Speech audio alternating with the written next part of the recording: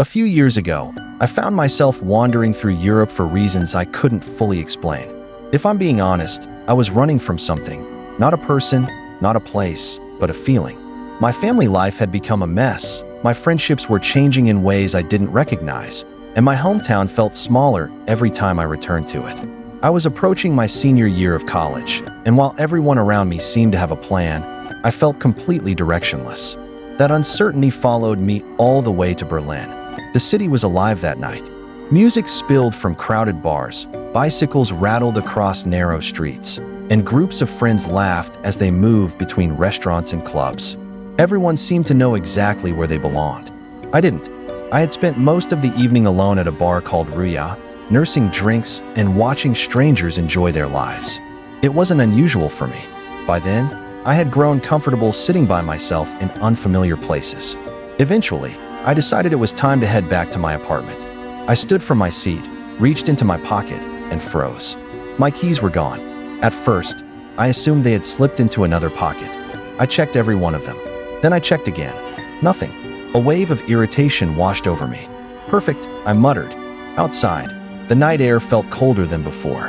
I retraced my steps around the bar, searched the sidewalk, and even asked a bartender if anyone had turned in a set of keys. No luck. The reality slowly settled in. My apartment building was locked.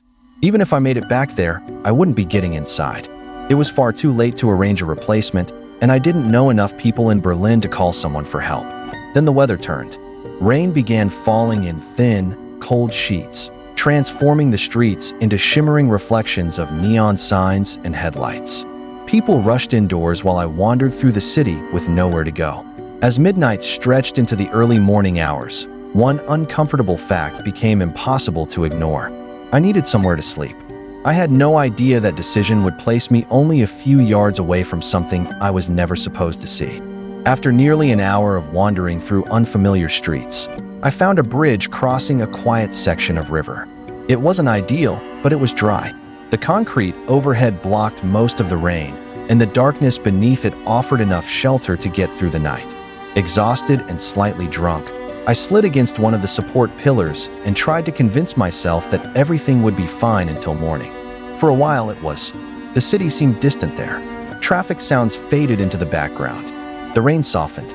The river moved silently through the darkness. I was just beginning to drift off when I heard voices. At first, I ignored them.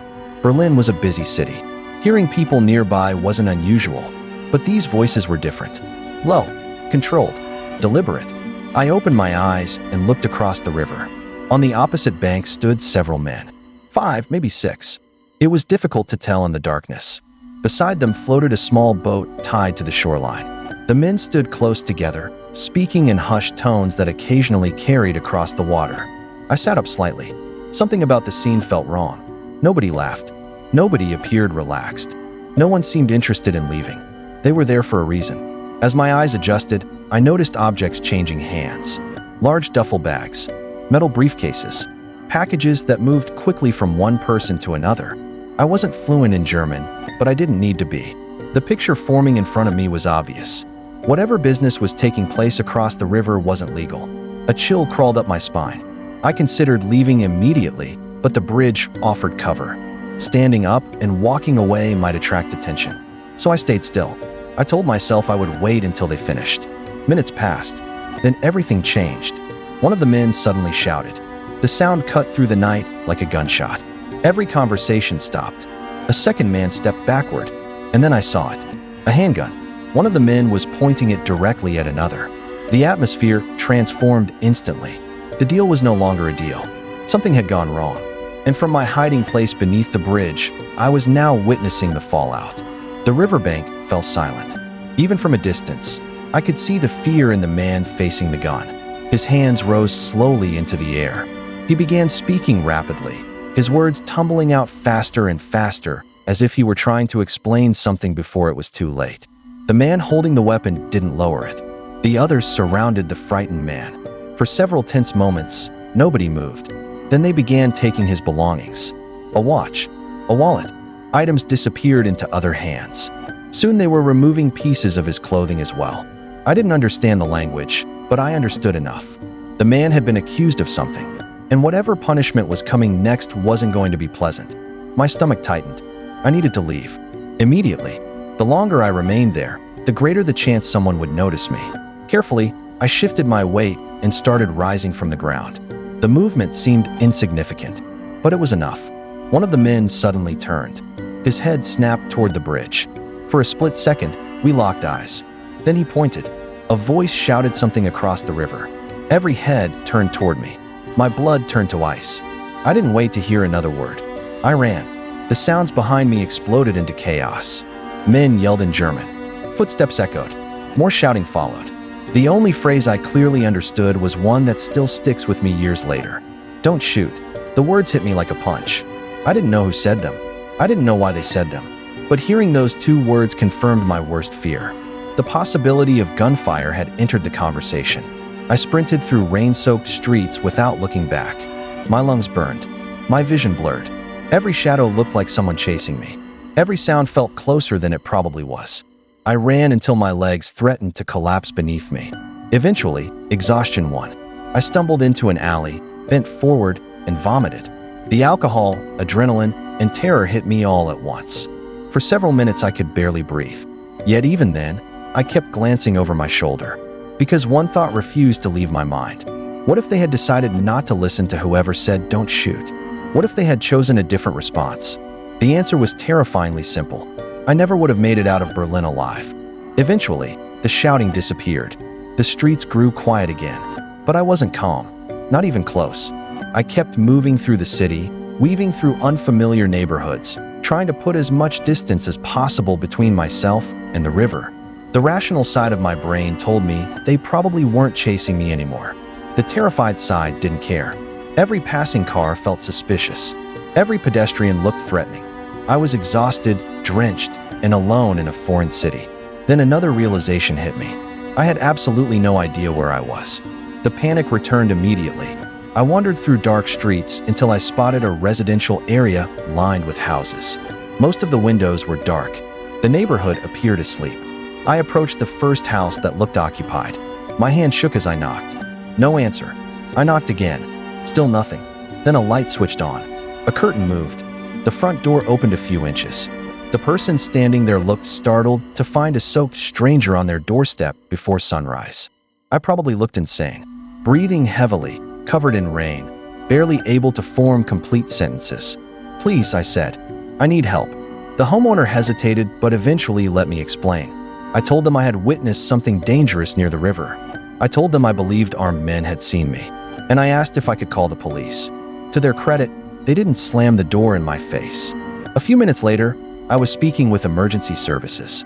When officers arrived, I repeated everything I remembered. The bridge, the boat, the briefcases, the gun, the shouting. The problem was that I couldn't give them an exact location. In my panic, I had run blindly through the city. The officers listened carefully. One of them asked whether I thought I could find the place again. I wasn't sure, but I was willing to try. So before sunrise, I climbed into a police vehicle and began retracing my path through Berlin, street by street, corner by corner. Memory became my only guide. And somehow, against all odds, fragments of the route started returning to me. The river, the bridge, the nearby streets. The pieces slowly connected. Eventually, I pointed ahead. I think it's this way. The officers exchanged glances. Then they accelerated. The police followed my directions until we reached the area near the river. By then, dawn was beginning to brighten the sky. The city looked completely different in daylight. What had seemed sinister hours earlier now appeared almost ordinary. Almost. Several officers moved toward the location while I remained inside one of the patrol cars. I watched them disappear from view. Minutes crawled by. My imagination filled the silence. Maybe they would find the men. Maybe they would uncover whatever operation had been happening there. Maybe they would finally explain what I had witnessed.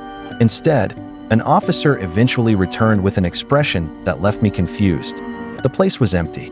Not just abandoned. Empty. According to him, there was no sign that anyone had recently been there at all. No group of men. No bags. No evidence. Nothing. I stared at him in disbelief. What do you mean, nothing? He simply shook his head. The investigation didn't end there. Over the following weeks, authorities continued looking into my report. To my surprise, they took it seriously. Detectives asked questions. Statements were reviewed. Possibilities were explored. The conclusion they eventually reached was unsettling. They believed the incident was likely connected to organized criminal activity, possibly involving gangs operating in the region. But despite the effort, nobody was arrested. No suspects were identified. No answers ever arrived. Years have passed since that night. I've had plenty of time to think about what happened. Sometimes I wonder who those men were. Sometimes I wonder what happened to the man standing at gunpoint. And sometimes I wonder what would have happened if I had stood up a few seconds earlier or a few seconds later. Would they have noticed me? Would they have chased me? Would I have escaped? I'll never know. What I do know is that I came far closer to danger than I realized at the time. When I look back on Berlin, I remember the beautiful streets, the history, and the people. But I also remember a riverbank in the darkness, a boat tied to the shore, a gun pointed at a terrified man, and a voice shouting two words that may have saved my life. Don't shoot. Sometimes I think about how easily that sentence could have been different. And whenever that thought enters my mind, I'm reminded of one uncomfortable truth. For most of my life, I felt like I was running from something. That night, for the first time, I was running for my life. And part of me still feels like I never stopped.